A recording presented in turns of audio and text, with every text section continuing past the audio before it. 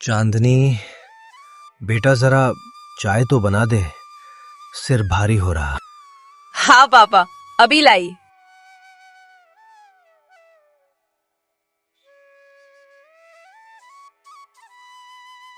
अजी सुनते हो जी, लड़की की उम्र भी हो गई है, अब अच्छा घर देखना ही पड़ेगा शादी के लिए। हाँ, मैं भी यही सोच रहा हूँ, कोई अच्छा घर मिल जाए हमारी गुड़िया रानी के लिए। अरे पापा, क्यों इतनी चिंता करते हो? मैं क्या बूढ़ी हुए जा रही हूँ? नहीं बेटी, हमारे जीते जी तेरी शादी हो जाए तो अच्छा है, वरना मैं रोज बीमार रहता हूँ। क्या पता कब दिल कर दौरा पड़ जाए। ऐसा क्यों बोल रहे हो पापा?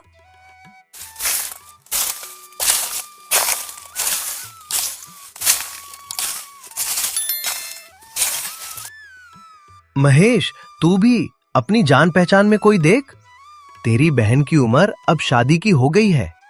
बाऊजी, आज ही शर्मा जी मिले थे, बोले उनकी रिश्तेदारी में लड़का है, बहुत बड़ा घर है और काम भी बहुत बड़ा है।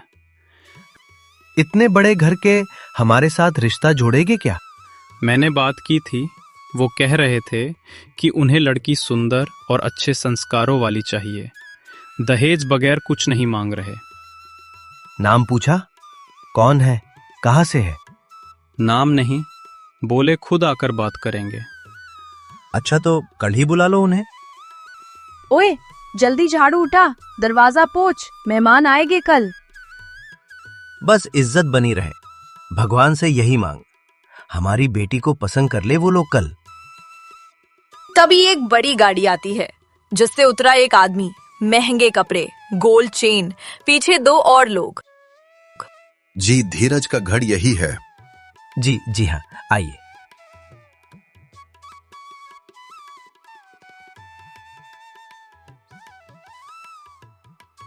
हमारे बेटे विक्रम के लिए लड़की देख रहे हैं। सुना है आपकी बेटी बहुत सुंदर और सुशील है। जी हाँ, हमारी बेटी सुंदर भी है और समझदार भी, घर भी बहुत अच्छे से संभाल लेती है। किचन से निकलकर चांदनी आती है, साधारण कपड़े, चेहरा शांत। अरे वाह, बिटिया तो बहुत संस्कारी है, बिल्कुल हमारे घर की शोभा। हमारा बेटा बड़ा बिजनेस करता है, शहर में 2 दुकानें हैं। दुकानें? हम तो साधारण लोग हैं साहब, हम तो आपके सामने बहुत छोटे हैं। हमें सिर्फ घर संभालने वाली लड़की चाहिए और कुछ नहीं, भगवान का दिया सब है हमारे पास। हमारी लड़की सब संभाल लेगी, बहुत समझदार है हमारी चांदनी। और फिर शादी का दिन आता है। विक्रम और चांदनी मंडप में बैठे हैं। बस जल्दी करा दो शादी, मुझे टाइम वेस्ट नहीं करना। हाँ बेटा, सब हो रहा है, बस फेरे होने हैं अभी। दूल्हा दुल्हन अग्नि के चारों ओर, 7 वचन ले। वचन लेते ही शादी की सारी रस्में पूरी हुई। चांदनी की दुनिया अब उसके मायके से निकल चुकी थी। पहले कुछ दिन सब ठीक, घर बहुत बड़ा था, सास ससुर भी चांदनी का बहुत ख्याल रखते। लेकिन विक्रम कुछ अलग ही रहता।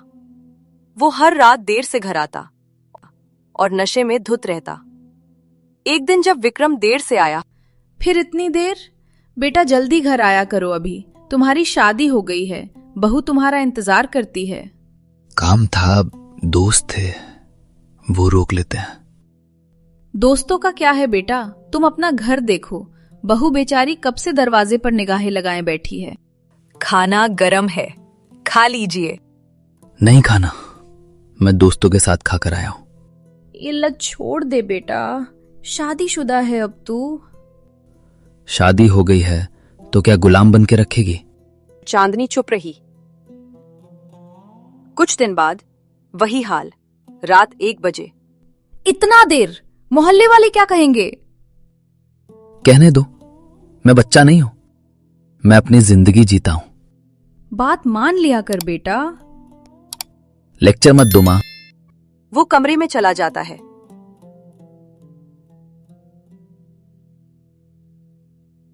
सास चांदनी को आवाज देती है। चांदनी, इधर आ बेटा। जी माँ जी। बेटा अब तू ही समझा इसे, हमारे कहने से नहीं मानता। नई शादी है, तेरी बात शायद सुन ले। जी, मैं कोशिश करूंगी माँ जी। चांदनी कमरे में जाती है। जी, सुनिए। क्या है, बोलो। पिताजी बीमार रहते हैं। माँ जी कहती हैं आप थोड़ा जल्दी घर आ जाया करें, और ये रोज रोज शराब पीना आपकी सेहत के लिए ठीक नहीं है। मतलब अब मैं दोस्तों से मिलना छोड़ दूं और मैं अपना ध्यान खुद रख सकता हूं? कोई जरूरत नहीं है मुझे ज्ञान देने की। नहीं, बस घर का भी ध्यान। तू मुझे समझाएगी? 2 हफ्ते पहले आई, तेरी इतनी हिम्मत। मैं पत्नी हूं आपकी, इसलिए। पत्नी है, पत्नी बनकर रह, मां मत बन मेरी। वह दीवार पर मुट्ठी मारता है और दरवाजा जोर से बंद करता है। सब हमारी ही गलती है, हमने ही इसे बहुत लाड प्यार से रखा था। बाप के पास पैसा बहुत था, कभी किसी चीज की कमी नहीं आने दी, इसीलिए आज ये दिन देखने पड़ रहे हैं। तो क्या यही जिंदगी होगी मेरी? शादी निभानी पड़ती है बेटी, बस कोशिश करती रहे। औरत चाहे तो क्या कुछ नहीं कर सकती, अब तो सिर्फ तुम ही इसे सुधार सकती हो। हाँ माँ जी, मैं अपनी पूरी कोशिश करूंगी। एक दिन विक्रम अपने दोस्तों के साथ बैठा शराब पी रहा था। अचानक उनके बीच किसी बात को लेकर लड़ाई शुरू हो गई। गुस्से में आकर विक्रम ने पिस्टल निकाली और गोली चला दी। गोली सीधे उसके दोस्त को लगी और उसकी मौत हो गई ढोल की तरह। मर गया, भाग। विक्रम, भाग नहीं तो जेल में सड़ेगा। हाथ कांपते हुए, दिल ढोल की तरह धड़कता। विक्रम, क्या हुआ? हाफ क्यों रहे हो तुम? विक्रम अंदर घुसते ही घुटनों पर गिर गया। मैंने गोली क्या विक्रम? किसे लगी? मेरे दोस्त को मर गया। हे भगवान। विक्रम पिस्तौल जमीन पर फेंक देता है। मैंने जानबूझ के नहीं, बस गुस्सा। दरवाजा खोलिए, पुलिस! चांदनी की सांस रुक गई। सास का चेहरा पीला पड़ गया। दरवाजा खुला, पुलिस अंदर आई। विक्रम सिंह, आप पर हत्या का आरोप है। ये हादसा था, वो जानबूझ कर नहीं। हादसा कोर्ट तय करेगा। उसने विक्रम पर हथकड़ी लगा दी। चांदनी के हाथ फिसलते रहे, पर वो कुछ न कर सकी। चांदनी, माँ बाबूजी का ख्याल। मत लेके जाओ इन्हें, प्लीज। बेटा, ये तुमसे क्या हो गया? पुलिस विक्रम को लेकर चली गई। घर में एक सन्नाटा बस गया। सुबह विक्रम के पिता बिस्तर पर लेटे थे। उन्होंने रात में सारी बात सुन ली थी। मेरा बेटा। आप मजबूत रहिए, हम सब संभालेंगे बाबूजी। बहू, तुम हमारी इज्जत हो। बेटे से ज्यादा हमें तुम पर विश्वास है। उनकी पलकें बंद हुईं। एक लंबी सांस और शरीर निर्विकार। नहीं, रुक जाओ, आप मुझे अकेला छोड़कर नहीं जा सकते। बाबूजी! घर में मातम छा गया। एक दिन में 2 जीवन चले गए, एक जेल, एक कब्रिस्तान। 3 दिन बाद खामोश बैठक ड्राइंग रूम के बीच चांदनी और उसकी सास दोनों बैठी है। बहू, मेरा मन बहुत डरता है। माँ, धीरे धीरे सब ठीक हो जाएगा, आप चिंता मत करो। नहीं, हम अकेले कुछ नहीं कर सकते।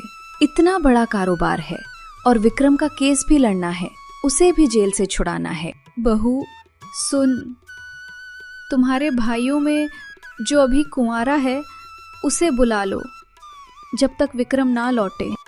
मेरे भाई? हमारे घर में अब मर्द नहीं बचे। तेरा भाई आएगा, केस भी लड़ेगा और व्यापार भी संभाल लेगा। पर माँ, लोग क्या कहेंगे? लोग क्या कहेंगे से ज्यादा हमें जीना है बहू। चांदनी ने सास की बात मानकर अपने मायके में फोन किया। हेलो भैया। हाँ बहन, कैसी हो? विक्रम जेल में है। उसके हाथों किसी का मर्डर हो गया है भैया। क्या? हाँ भैया, माँ कहती है छोटा भाई यहाँ रहे कुछ दिन, बिजनेस और केस देखने के लिए। फोन के उस पार चुप्पी। माँ की आवाज सुनाई दी। बेटी, तू हमेशा हमारी इज्जत रही है। अगर तू बोल रही तो हमारा बच्चा आ जाएगा। चांदनी की आंखों में आंसू छलक पड़े। मैं छोटू से बात करता हूँ, वो आएगा। छोटू, चांदनी को हमारी जरूरत है। इतने बड़े घर की जिम्मेवारी मैं कैसे भाई? हमारी बहन है, वो अकेली है। हमें उसके बुरे टाइम में उसका साथ देना होगा छोटू। ठीक है भाई, मैं जाऊंगा बहन के पास। 3 दिन बाद छोटू चांदनी के घर आता है। चांदनी खुद दरवाजा खोलती है। तुम आ गए। बहन, तुमने बुलाया, कैसे ना आता। बेटा, अब सब तुम्हें ही देखना है। आप मेरी माँ की तरह हैं। मैं आपकी हर बात मानूंगा। रात के 11 बजे थे। छोटू कारखाने के ऑफिस में अकेला बैठा चंदनी के अकाउंट से आए पैसों को मोबाइल स्क्रीन पर घूर रहा था। Phone call. छोटू और बड़ा भाई। भाई, इनका बिजनेस बहुत बड़ा है। अगर हम थोड़ा सा पैसा ले लें, अपना कर्ज उतर जाएगा। नहीं, बहन के घर का नहीं खाते, ये पाप है। मैं हर दिन काम करता हूं यहाँ। अगर थोड़ा ले भी लेंगे, इनका क्या कम हो जाएगा। कुछ पल की चुप्पी। फोन की दूसरी तरफ बड़ा भाई सांसें भारी कर बैठा था। ठीक है, लेकिन बस एक बार, फिर नहीं। उस रात पहला ट्रांसफर हो गया, मात्र 40,000 रुपए। समय बीतता गया, पैसे बढ़ते गए। हफ्ते, महीने। छोटू धीरे धीरे रकम बढ़ाने लगा। कभी 1 लाख, कभी 2 लाख, कभी सीधे 5। 1 साल में भाइयों ने अपने कस्बे में सफेद संगमरमर वाली कोठी खड़ी कर दी। बड़े भाई के बच्चे अब महंगे स्कूल में पढ़ते थे। भाभी के गले में नए सोने के हार। छोटू चंदनी से पैसे निकालकर ड्रग्स और शराब में उड़ा देता। वो भूल चुका था, ये पैसा उसकी बहन के पति को आजाद कराने के लिए था। छोटू, तुमने कहा था विक्रम की जमानत जल्दी हो जाएगी, पर 3 महीने हो गए। तुमने कोई दूसरा वकील ढूंढा? दीदी, कोशिश कर रहा हूं। ये केस आसान नहीं है।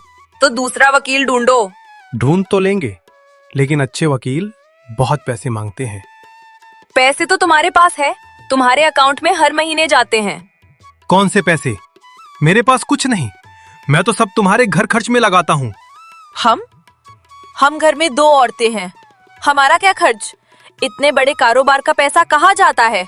छोटू का चेहरा लाल हो गया। उसका झूठ पकड़ा जा रहा था। तुम मुझ पर शक कर रही हो। मैं जा रहा हूं।